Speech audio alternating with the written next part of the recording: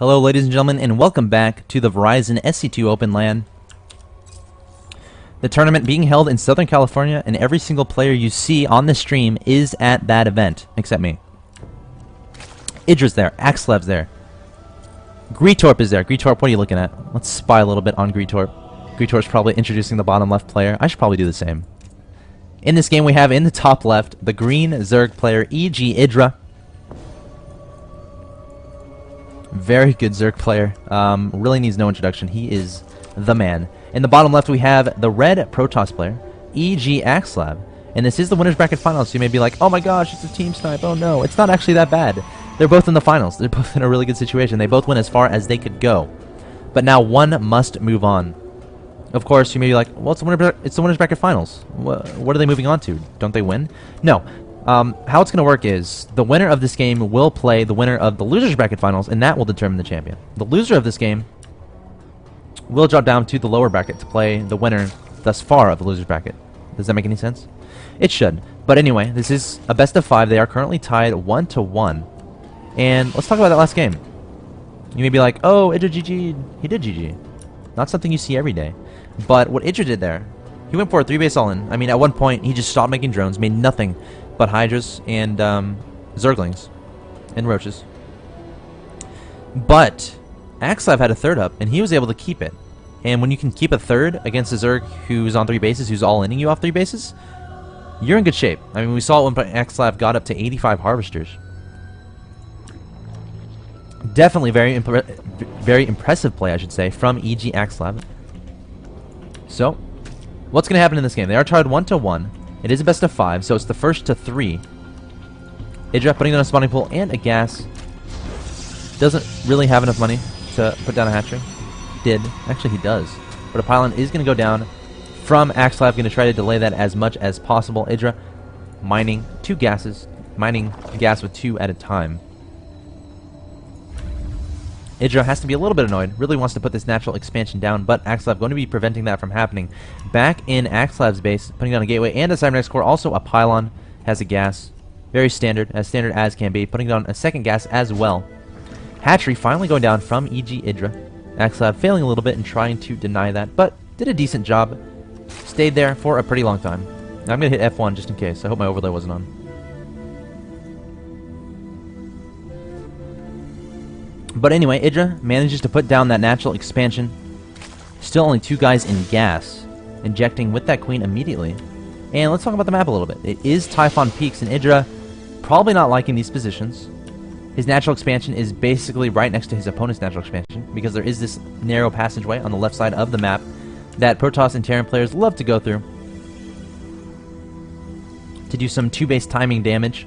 But we'll have to see what happens. Zergs also don't like this map because there's not really an optimal point to engage. I guess the only place would be in the middle of the map somewhere, over here. I mean, are you going to engage right here? Probably not. It's really narrow. Good for force fields. But there are a lot of expansions on this map, so that may be why some Zerg players don't mind it terribly much. Plenty of expansions. All generally go away from your opponent. So, back in Axelov's base, anything worth noting here? Actually putting down a Nexus immediately, and EGIdRA immediately putting down a Roach Warren. So we may see some early aggression here from EGIdRA, and it may work. I mean, this expansion is extremely fast from Axeltoss. He won't have a lot of units out to really defend, but a Stargate is on the way. Keep that in mind. Also keep in mind, he did this last game, and he won. So, doing it again. Maybe with that line of thought, maybe not. Just something to consider. But anyway, Axeltoss had 35-30 supply for now. Doesn't really matter that much at this point in the game. Roach Warren is done for EGIdRA.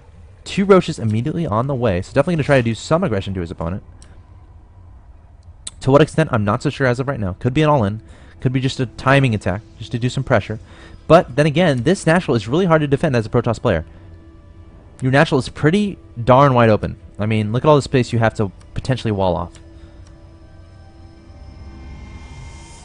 EGIdRA making 5 roaches in that production tab, going to be advancing to the tower here, but the Zealot is in really good position. EGIdRA microing away the weak Zerglings. Really cool micro from EGIdRA there. Those 2 Zerglings should have died to that Zealot, to a lesser player. They would have died, but EGIdRA, very good player, going to micro away those weakened zerglings. And keep in mind, he's making nothing but roaches and lings in that production tab. He has 24 drones on the field. Advancing forward to his opponent's natural expansion in EGAxslav. Could be in trouble here. Oh no, he doesn't even have a forge on the field. Oh, keep in mind, he does have a Stargate, so Void Ray would help, but at what point does it matter? EGIdrA streaming in with lots of roaches and lots of zerglings. No drones in that production tab, throwing down an evolution chamber. EGIdrA coming forward with the zergling at first, and here we go, coming forward with those roaches. EGAxslav backing up, a Void Ray coming forward, but again, will that be enough? EGIdrA targeting down that pylon first, coming forward. A force field is going to delay this attack from proceeding anymore. EGIdrA going to be forced to target down this gateway, this nexus, making drones behind this, so realizes, okay, I probably can't win here, so I'm just going to make drones behind this. So EGIdrA focusing down this nexus, it will go down. Going to be evacuating with those roaches, zerglings coming forward, targeting down that gateway as well. And EGAxslav loses his natural expansion, so EGIdrA may just return home, happy with that amount of damage. Going to take out that gateway, and finally going to return home. So EGIdrA takes out that expansion, makes a lot of drones behind this. EGAxslav still up in Harvesters, 32 to 30, but keep in mind he has to remake that Nexus. If he can. EGIdrA coming forward with a lot of zerglings here, probably going to try to prevent that Nexus from going down again. That's exactly what he's going to try to do. Coming forward to the natural expansion of EGAxslav with lots of zerglings. Going to surround this probe. He had no chance. Zergling's going to engage this Nexus, going to come forward. And, oh, force field's going down, but Zergling's still getting some... Okay, another force field goes down, and that will be enough to usher those Zerglings away. At the same time, EGIdrA taking a really fast third. Not really fast. It's decently standard. Taking a third nonetheless, though, so definitely going to be focusing on the macro game as of right now. 7 drones on the way. 2 Void Rays coming out from EGAxslav. Patrolling around, does not want any Zerglings to do any damage. Finally, gets some shots off. Kills one Zergling, kills another, and oh, one gets away. Zergling's coming forward. The probes have to evacuate once again. And EGIdrA going to try to force a cancel on this Nexus coming forward, trying to surround these sentries. Oh, gets a nice surround on 2 of them. And wow, gets inside, kills a free one as well. So only 2 sentries remain. They don't have any force fields whatsoever. EGIdrA doing some really good harassment with these Zerglings. And keep in mind, this is like his first initial batch of Zerglings. He's droning up behind this. He's droning up a lot. Putting a Hydralisk Den as well. Hydralisk Den down as well, I should say. Ahead in income, 51 to 36. Putting down that third. Void Rays coming forward. Wonder what they're going to do. They could potentially charge up on these rocks and do lots of damage to EGIdrA. We'll see if they end up doing that. And are they going to target the rocks?